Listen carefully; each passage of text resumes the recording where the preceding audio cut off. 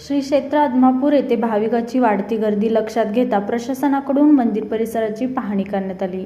यावेळी जिल्हाधिकारी विजय राठोड यांनी मंदिर परिसरातील भेट देऊन भाविकांसाठी करण्यात आलेल्या सुविधांची व व्यवस्थेची माहिती घेतली। जिल्हाधिकाऱ्यांनी मंदिर परिसरातील वाहतूक व्यवस्था, पार्किंग, सुरक्षा, स्वच्छता, पिण्याच्या पाण्याची सुविधा तसेच दर्शनासाठी येणाऱ्या भाविकांच्या सोयी सुविधांचा आढावा घेतला।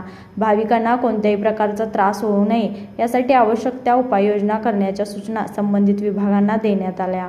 यावेळी मंदिर प्रशासन व स्थानिक पदाधिकाऱ्यांशी चर्चा करून आगामी काळात वाढणारी गर्दी लक्षात घेऊन नियोजनबद्ध व्यवस्था करण्याबाबतही मार्गदर्शन करण्यात आले। मंदिर परिसरात भाविकांना सुरक्षित व सुलभ दर्शन मिळावे यासाठी प्रशासन सतर्क असून आवश्यक त्या सर्व सुविधा उपलब्ध करून देण्याचा प्रयत्न करण्यात येत असल्याचे अधिकाऱ्यांनी सांगितले।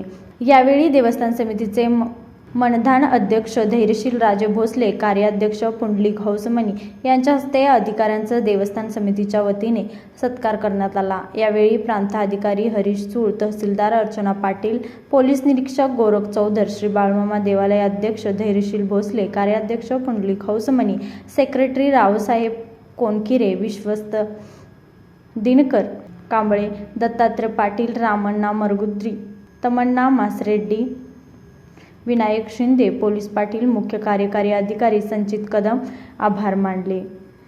लाईव्ह मराठीसाठी मुरगुडहून सर्जेराव भाट।